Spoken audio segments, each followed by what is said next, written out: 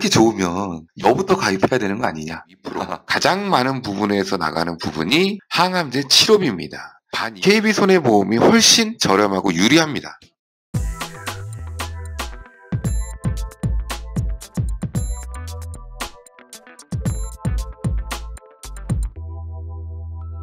보험 설계사가 가입하는 보험은 어떤 게 있을까요?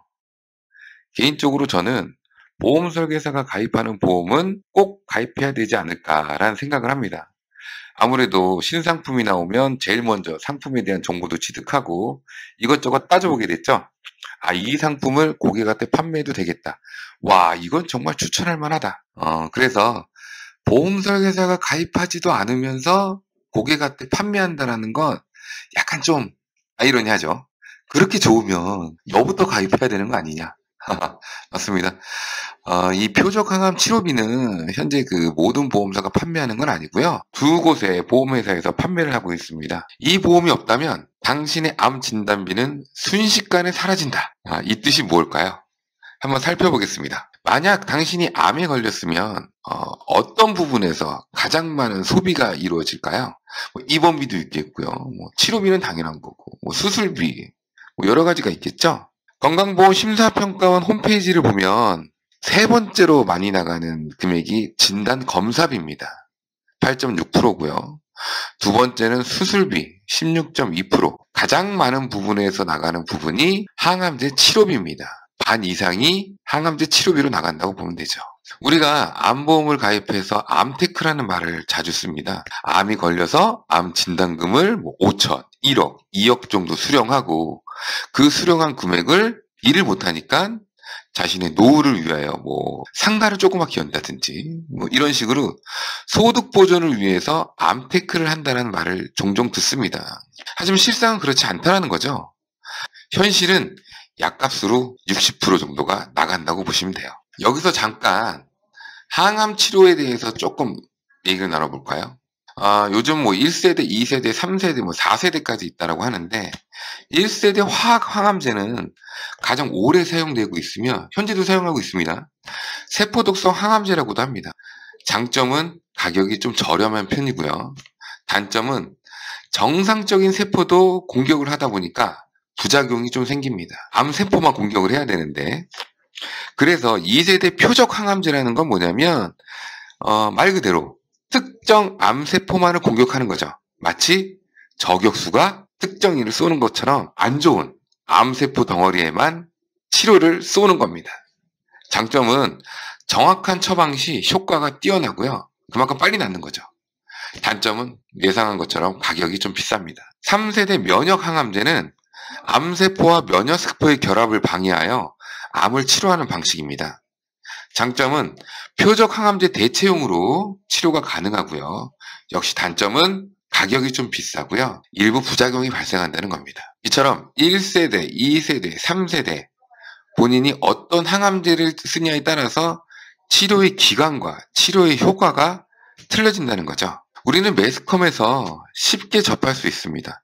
암은 죽는 병이 아니야. 돈만 있으면 나을 수 있어. 맞습니다. 우리가 매스컴 자료를 보면 4기 암 환자도 표적, 면역, 항암제 치료를 통해서 많이 좋아졌다. 많이 나아진다. 완치도 되었다. 말 그대로 암 시한부 판정이라는 말은 정말로 옛말이죠. 하지만 치료비, 이 항암 치료비가 없다면 어떻게 될까요? 표적 항암제 그리고 면역 항암제의 치료 비용을 간략하게 정리를 해봤습니다.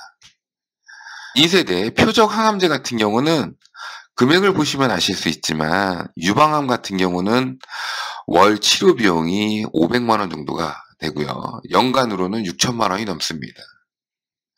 폐암 같은 경우는 월 700에서 연간 8천, 대장암은 월 700에서 연간 9천, 위암은 상대적으로 저렴합니다만 그래도 월 300, 연간 4천 가까이 비용이 소요됩니다. 3세대 면역 항암제 같은 경우는 상대적으로 더 비싸죠. 비소세포 폐암 같은 경우는 월 1,300 정도, 연간은 1억 6천이 소요됩니다.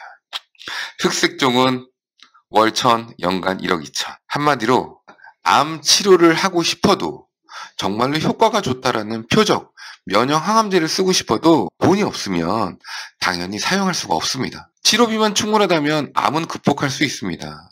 그래서 우리는 어떤 생각을 해야 될까요? 첫 번째는 암 진단금을 더 많이 들어놓으면 됩니다. 지금 만약 5천을 들어놨다라고 하면 한 5천만 원 정도 더 들어서 표적 항암제 치료를 대체할 수 있겠죠. 진단금으로. 하지만 오늘 제가 다루는 표적 항암 약물 허가 치료비는 이 부분에서 일정 부분 커버를 해준다는 거죠. 이 상품을 판매하는 회사는 보여드릴게요. 현재 KB손해보험과 라이나생명입니다. 두 곳에서 판매를 하고 있는데요. 공통점은 표적 항암 약물 허가 치료비가 10년 갱신이라는 거고요. 최대 가입 금액은 5천만 원입니다. 69개 종류의 면역 항암제를 포함하고 있습니다. 부가적으로 일반암과 기타 갑상선암을 추가적으로 가입할 수 있고요. 보시면 보험료 5천만 원 기준으로 해가지고 KB손해보험 같은 경우는 1,500원, 라이나생명 같은 경우는 2,300원. 네, 나이 따라서 약간 틀려질 수 있지만 표적 항암 약물 치료비만 공격적으로 가입하신다라고 보시면 KB손해보험이 훨씬 저렴하고 유리합니다. 그렇다면 KB손해보험의 암보험과 건강하게 사는 이야기, 이 상품에 대해서 좀 더 자세하게 알려드릴게요. 이 상품 역시도 두 가지 플랜으로 가입할 수 있습니다. 20년 납, 100세 만기 이런 세만기형으로 가입할 수가 있고요. 10년 납, 10년 만기, 20년 납, 20년 만기 이렇게 연만기로 가입할 수 있습니다. 아까 말씀드린 것처럼 표적 항암 약물 허가 치료비 특약은 무조건 10년 갱신입니다. 10년마다 갱신을 해서 보험료를 조정한다는 뜻이죠. 이 상품은 3대 납입 면제 특약이 있어요. 일반암, 상해, 질병 80% 후유장애가 걸리면 납입 면제를 해준다는 거죠. 이 환급과 기본이 있습니다. 기본은 걸린 시점부터 돈을 안 낸다는 거고요. 환급 같은 경우는 여태까지 냈던 돈도 다 돌려주겠다는 뜻입니다. 만약 내가 3대 납입 면제 환급형을 가입했습니다. 근데 어느 순간 일반암이 걸렸어요. 진단을 받는 순간 납입이 중지되고 그때까지 납입했던 100이든 1000이든 얼마든 다 돌려받는다는 뜻입니다. 이 상품의 또 다른 장점은 심사가 간편하다는 겁니다. 상해 사고는 무심사, 치료 중인 경우에는 가입이 안 되고요. 골절을 당했다든지 아니면 수술을 했다든지 이런 거는 심사하지 않겠다라고 하는 거죠. 또 고혈압, 당뇨 이런 생활질병 같은 경우도 고지는 해야 됩니다만 심사가 쉽게 통과된다는 거죠. 자동, 표준, 할증이라는 뜻은 자동으로 패스되는 경우도 많고 그냥 표준으로 인수하는 경우도 많고 할증 같은 경우는 보험료를 1.5배 정도 비싸게 받을 수 있다는 건데 보험료 자체가 굉장히 저렴하기 때문에 할증이 되더라도 그렇게 부담스럽진 않습니다. 보험료를 한번 비교해 볼까요? KB손해보험 상품 기준이고요. 몇 가지 가입 유형이 있습니다만 제가 지금 표시해드린 나이대별 금액은 3대 납입 면제 환급형 20년 납 100세 만기고요. 말씀드린 것처럼 표적 항암 약물 허가 치료비 특약만 10년 갱신입니다. 이 가로 안에 표시되어 있는 금액은 3대 납입 면제 기본형으로 30년 납 30년 갱신 보험료를 뜻합니다. 보험료가 좀 저렴하죠. 공통된 거는 암 진단비 500만원, 유사암 진단비 100만원, 항암 방사선 약물 치료비도 100만원, 표적 항암 약물 허가 치료비를 5천, 최고 5천입니다. 신재진담 암 진단비 2는 500만원 공통적으로 놓고 세팅했을 때의 금액입니다. 납입 면제 환급형으로 가입했으면 보험료가 조금 비싸죠. 하지만 3대 납입 면제 기본형에 30년나 30년 갱신으로 가입한다라고 하면 40대는 13,300원, 50대는 35,500원, 60대는 좀 비싸죠. 44,200원에 가입할 수가 있습니다.